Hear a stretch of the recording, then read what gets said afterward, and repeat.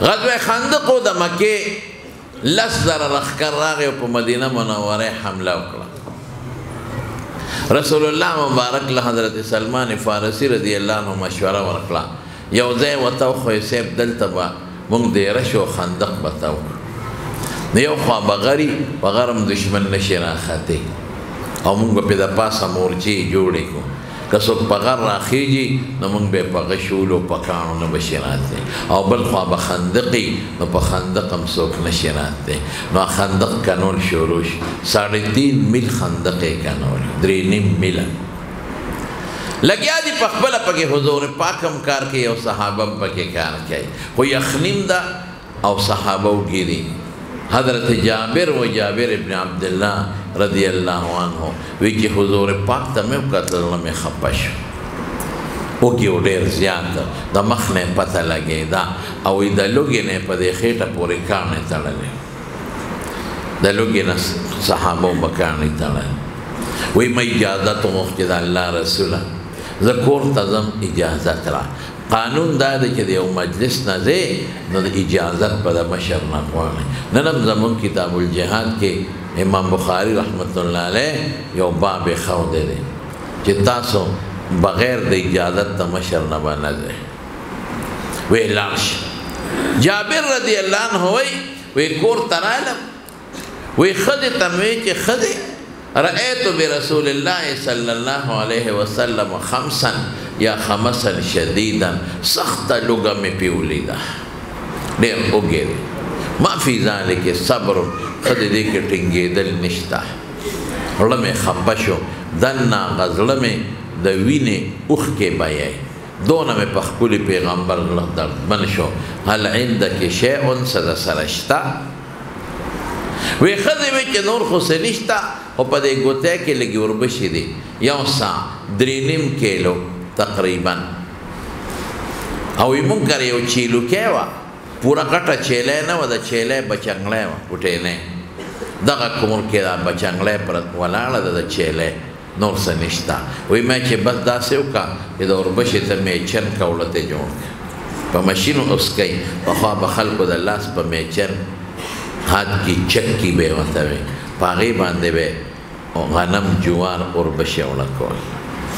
وی ښځه مې لګیا شوه، هغه اوربشې میده کوي اوړه کوي، او وی زه هغه چیلوکی مې را وپرځول، حلاله مې کړه او سرمن مې ترې وویسته او غوښه مې ټوکړې کړه، ومې وینځله کټوۍ کې مې واچول، اور مې ورپسې بل کړه. ما کټوۍ باندې کړه او ښځه مې لګیا ده هغه اوړه اغږي. وی چې زه را روانېدم نو ما ته مې ښځې وی چې ګورې ای جابره پام کوه رسوا مې نه کې، حضور پاک ګورې ډېر سخي دی، ورته ووایه چې ځان سره 2 یا 3 کسان راولي، شی ډېر لږ دی، ځکه چیلی بچنګلی کې به څونه غوښه وي، زیات نه زیات 3-4 کیلو،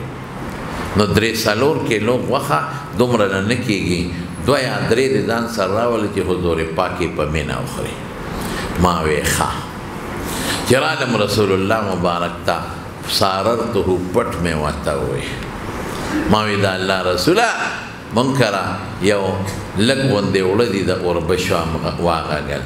او لږ خوراک مې تیار کړی، فقم انت ونفران او 3 معک،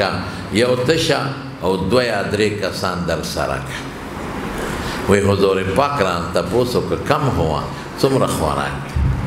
ما وی صاحب 3.5 کیلو تقریبا اوربشې هم اوړه کړې. نو چې اوربشې اوړه کړې نو بوس موس چې دې لاړ شي نو دا خو بلا شی هغې سره ختم شو. ولنا بهیمة داجن، کورنۍ وړه چیلوکی ده، دغه شی دی. وی حضور پاک وفرمایل چې کثیر طیب، دا خو ډېر شی دی، ته وایې لږه ده، ډېر شی دی او اعلی شی دی. نو حضرت جابر رضی اللہ عنہ سوئے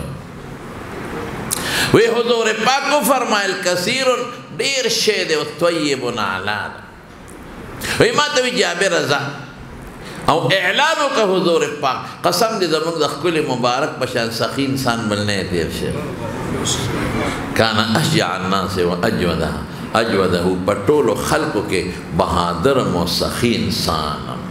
او روجه کې به بیا ډېر زیات سقي و بخاري کې راځي وی اعلان یې وکړ یا اهل الخندق اے خندق والا ان جابر صنع سورا جابر ډوډۍ پخ کړی فحی اهلا بکم شابه ټول راځي زر راځي بس مخکیم او ټول پسونو خلق حضور پاک سره را پسې دي چې کور ته لاړم ښځه خو په کشره پېښ وه ما دې څنګه چل دی مې چې حضور پاک خو ټول خلق راوستل ښځه راته غوسه شوه فعل الله بک کذا و کذا خدای دې داسې که خدای دې داسې که تا ته ما نه وي چې پټ ورته ووایه دا سوونه به څوک مړی اوس به وشرمېږو چې خلق غواړي او ډوډۍ نه شي ورکولی وی بیا چې ما حضور پاک ته ویلي دي او هغه راته وفرمایل چې ځه او دی به راته وفرمایل چې ښځې ته دې ووایه چې ځان له بله ملګرې م راولې د ډوډو پخلي دپاره اوس 3.5 کیلو اوړه دا خو یو وړه جینۍ پخولی شي نه ملګرې ادعو معها خابزة یو بله ښځه چې ورسره پخلي وکړي او اوړه به ملا پیړۍ کوی نه زه درځم او کټوی به ملا نه کوزوی دا نغري نه وی چې حضور پاک را دن نشو نو هغه اوړو کې خپلې مبارکې لاړې تو کړلې او د برکت دوی وکړه او په کټوی کې خپلې مبارکې لاړې تو کړې او د برکت دوی وکړه رونو صحابه هغه قوم دی هغه خلق دی چې د هغې خېټو ته هغه ترکارې او ډوډۍ وردننه شوي دي چې چا کې د حضور پاک مبارکې لاړې شاملې دي لا تمس النار مسلما رآني او رآ من رآني ځکه حضور پاک فرمایي چې هغه انسان چې صحابي دی صحابه ټول مسلمین منقادین دي ورته به نه ځي او دغه رنګې تابعینو کې مسلمان لفظ یې ویلی دی چې کوم د صحابه او د پیغمبر تابعدار دي من تبعهم باحسان نو دا به جهنم ته نه ځي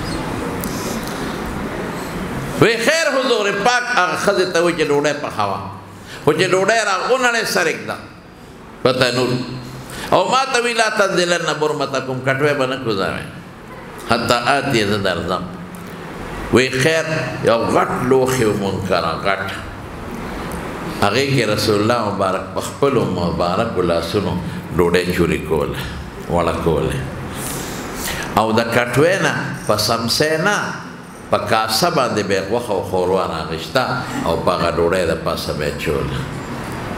ما ته ډوډۍ سري دی جوړ کړ او خلک به راتلل خوړه مې او واپس به تلل بیا به نور راتلل خوړه به هغه ډوډۍ به یې چوري کوله غوښه ښوروا به یې پې چوله حضرت ټول خلک ماړه شو ټول جابر نه چا تپوس وکړه وی کم کانو دا خلک څومره چې دا ستا دا دومره ډوډۍ وخوړه وی تپوس یې مه کوه لو کانو 100,000 لکفاهم وی که یو لکم وی نو ټول پې مړېدل دا د حضور پاک معجزه شو او پیغمبر مبارک چې واپس شو نو ان عجینا لا لتخبز کما هو وی زمون اوړه همغسې پخېدل یو نوړی نه وه کمه شوې او زمون کټوی هغسې خوټ کېده داسې ولکه چې یو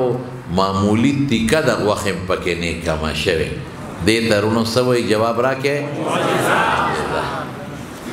دا هغه شی د پیغمبر نه صادر شو د هغه په مخ کې د هغه په وړاندې چې د هغه د منشا مطابق